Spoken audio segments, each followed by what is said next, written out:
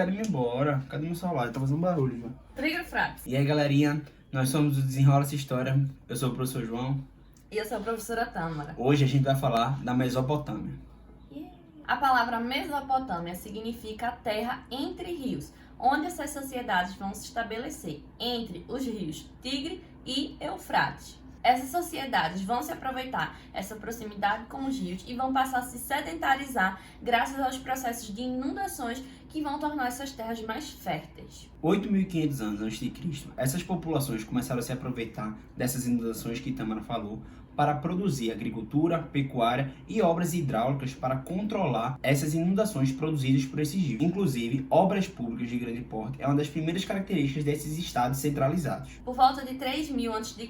vão surgir as cidades, os grandes grupos populacionais, como Ur, Uruk, Eridu e Nippur. A primeira civilização a ocupar os territórios da Mesopotâmia e fundar essas primeiras cidades são os povos sumérios. Essas cidades tinham em torno de 10 a 35 mil habitantes, já apresentavam várias construções e uma característica bem interessante de sociedade. A gente sabe um pouco da Mesopotâmia porque no século XIX um arqueólogo chamado Paul Ehrman vai achar as ruínas da cidade de Nínive, que foi soterrada por tempestades de areias ao longo do tempo.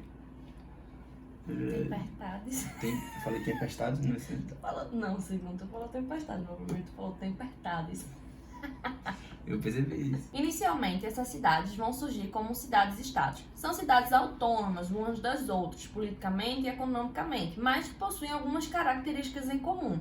E, posteriormente, essas cidades elas vão passar a ser unificadas, sendo controladas por um império. Então, gente, em nenhuma sociedade é uma pirâmide fechada, com suas posições e pessoas ocupando cargos sociais. Mas a gente vai tentar elencar alguns dos principais atores sociais na Mesopotâmia. Primeiro, quando há o processo de unificação, que já a gente fala, a gente vai ter os reis. Logo abaixo dos reis, nos governos locais de cada cidade, de cada região, a gente tem os patezis, que tinham funções militares, de organização, administração e distribuição de alimentos e água. Abaixo do patesi, nós vamos ter três classes muito importantes. Os sacerdotes, que também falavam sobre a palavra divina e sobre a religião mesopotâmica, que era uma religião politeísta, ou seja, acreditava em vários deuses. Guerreiros, que eram a força militar na proteção e controle da cidade, e os comerciantes, que obviamente estimulavam essas cidades com o comércio. Entretanto, a sociedade mesopotâmica funcionava a partir do modo de produção asiático. O modo de produção asiático, ele vai consistir, certo, da seguinte maneira. Os reis, a parte mais alta da sociedade, a hierarquia lá, enfim, a nobreza que comandava todo mundo, eles eram detentores de terra. Então, os camponeses, por exemplo, as camadas mais baixas, elas teriam que trabalhar nessas terras como forma de pagamento de impostos. Então, esse imposto, ele é pago através da forma de trabalho. E aí, os camponeses, eles vão ter acesso também a uma parcela do que eles produziram. Os escravos na sociedade mesopotâmica são escravos de guerra, então eles vão também se dedicar às atividades agrícolas ou em construção de obras públicas. O que é importante a gente salientar aqui é o seguinte: essa sociedade mesopotâmica, como a gente falou assim, nessa estruturazinha de pirâmide que a gente está falando, é uma maneira de exemplificar para vocês como ela era dividida. Mas o que a gente sabe é que é uma sociedade rigidamente estratificada, em que há pouca ou nenhuma mobilidade social. Então, se você nasceu camponês, você vai morrer camponês, seus netos, todo mundo vai morrer camponês. E é isso. E isso vai perpassar essa questão de quem está no poder, a hierarquia social, a exploração de um grupo sobre outro. Então, pessoal, o comércio é uma atividade muito intensa nessas cidades. A gente vai ter comércio com lã, animais, minérios, tudo isso carregado por caravanas de burros e balsas que desciam os rios Tigres e Eufrates. Tigres e Eufrates, tá certo. Não sei o que tu fala tigres. Mas é tigre, né? Tigre é um som, um Ai, prato que de merda. trigo pro trigo Bora. triste. Vai. Vai. Tudo isso carregado por caravanas de burros, balsas que desciam o rio Tigre e Eufrates. O rio Tigre. O rio Tigre. Tigre. Falei não. Tá bom, vai. Falei. Tudo isso carregado por caravana de burros e balsas que desciam o rio Tigre e Eufrates. E vai ficar assim mesmo, tô vendo. Vai ficar assim, tu entra, Eu não consigo. É porque esse negócio de trava-língua, até tu tá Eu tenho enganchado. coisas para fazer. Trigue, eu também. Não penso que eu sou uma desocupada, não. Tá parecendo, tá querendo Não, tirar mas o- eu não sou. Vai, bora.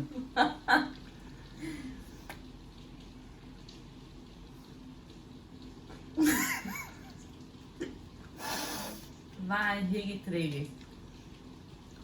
Tudo isso carregado por caravanas de burros e balsas, que descem o rio Tigre e Eufrates. Por volta do ano de 3.500 e 3.000 a.C., nós vamos ter o desenvolvimento da primeira forma de escrita da humanidade, a escrita cuneiforme, que vai servir para controlar as organizações administrativas e o comércio. Logo quando surgiu essa escrita, ela vai ter cerca de mais de 2.000 sinais, mas com o passar do tempo vai haver a necessidade de modificá-la para que ela possa reproduzir o som. E aí vai ficar em torno de 600 sinais. Essa escrita vai ganhar o nome de escrita cuneiforme porque ela era realizada, certo, através de cunhas. Então eles iam cunhando aí em pedaços, em tábua de madeira, mas eles iam cunhando em blocos de argila que vão ser encontrados em regiões do Oriente Médio e que vão ajudar bastante, vão ser essenciais para que nós, historiadores, possamos entender como funcionava a dinâmica dessas sociedades. O primeiro Império Mesopotâmico surgiu há 2.350 anos atrás, com o Império Acadiano, que aconteceu a partir do rei Sargão, que conseguiu unificar todas as cidades mesopotâmicas. Entretanto, esse império durou só cerca de 100 anos. Inclusive, a Mesopotâmia, como Tamara já falou, ela iniciou em formato de cidades-estados e passou por processos de unificações que não foram contínuos. E outra coisa, gente. Quando a gente fala assim, sumérios, acádios, amoritas, caldeus, assírios, essa galera todinha, a gente não tá dizendo que primeiro foram assim, os sumérios existiram e depois deixaram de existir e começaram a existir os acádios. Não, tá? E aí os sumérios, eles vão ser povos que vão ter destaque, depois eles vão ser subjugados pelos acadianos e aí vai ser um domínio de um povo sobre o outro. Então, por exemplo, quando os acadianos eles chegam ao poder, eles vão incorporar os sumérios dentro, certo, da sua sociedade. E assim vai em diante. Em 1800 a gente vai ter um novo império, agora dos Amoritas. Os Amoritas ficaram bastante conhecidos pelo seu rei, Hammurabi. O rei Hammurabi realizou o primeiro código de leis conhecido pelo homem, o Código de Hammurabi. O Código de Hammurabi reunia 282 artigos que se baseavam no princípio da lei de Talião, olho por olho e dente por dente. O princípio de Talião, basicamente, queria punir aquele que deve ser punido, o criminoso, com o mesmo crime que ele cometeu. Eu vou ler um dos artigos para vocês entenderem como é que isso funcionava. Se o construtor fizer para outro uma casa e não fizer bastante sólida, se a casa cair matando o dono, esse construtor é passível de morte. Se o filho do dono que morrer, o filho do construtor será morto. Então a gente tá vendo aí que é um código bastante literal ao olho por olho e dente por dente. Esse código ele vai ser bem importante também porque vai ser um dos primeiros códigos de leis escritas e isso vai possibilitar que ele seja melhor aplicado. Não vai ser as leis por tradição oral, porque quando a gente vê essas sociedades que utilizam as leis de tradição oral, elas vão modificar essas leis para se privilegiar ou para privilegiar uma classe em específica. E quando a gente vê sociedades com esses códigos de leis escritas, a gente vê que não vai ter esse privilégio. Porque a lei vai estar lá, ó, escrita. É claro que, vão ocorrer os privilégios, por conta de que existe uma classe dominando a outra, mas enfim, a ideia é essa. Falou que não vai ocorrer o privilégio, estava aqui, ocorre sim, filha. Então. Por volta de 1200 a.C., a gente vai ter um novo império, dessa vez é o Império Assírio. Um povo extremamente militarizado que conseguiu conquistar toda a região da Mesopotâmia na ferro. Eu ia falar isso. Posso falar? A ferro e fogo. A gente coloca a foto de Chororó, tá ligado? Nós estamos em Chororó, É Zé Camargo, Camargo, Luciano. Desculpa. Referências, tá? Quem não entendeu, não entendeu. Procurem. O rei que mais vai se destacar entre os assírios vai ser o rei Assurbanípal.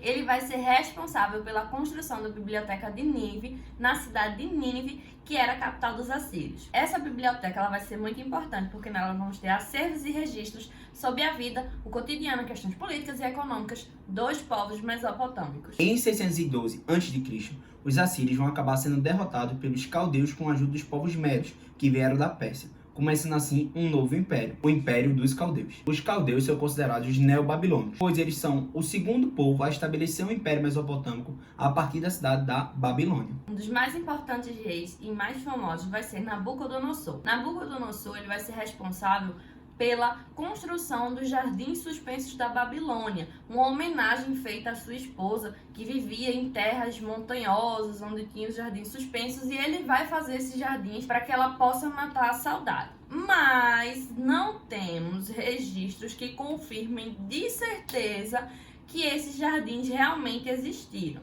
Em 539 a.C., os persas, liderados por Ciro, invadiram a Mesopotâmia e acabaram com o Império Mesopotâmico, começando uma nova era, uma era de domínio dos persas. O que é importante também, que a gente vai ver quando formos ver os persas, é que os persas, quando eles dominavam os povos, eles vão permitir uma certa liberdade. Então, eles vão continuar, certo, com, por exemplo, as questões religiosas, com seus costumes. Isso vai fazer com que os persas eles consigam dominar também muitos povos e que esses povos não se rebelem tanto contra eles. Gente, é muito importante destacar que essas nossas aulas não pretendem esgotar o assunto sobre a Mesopotâmia.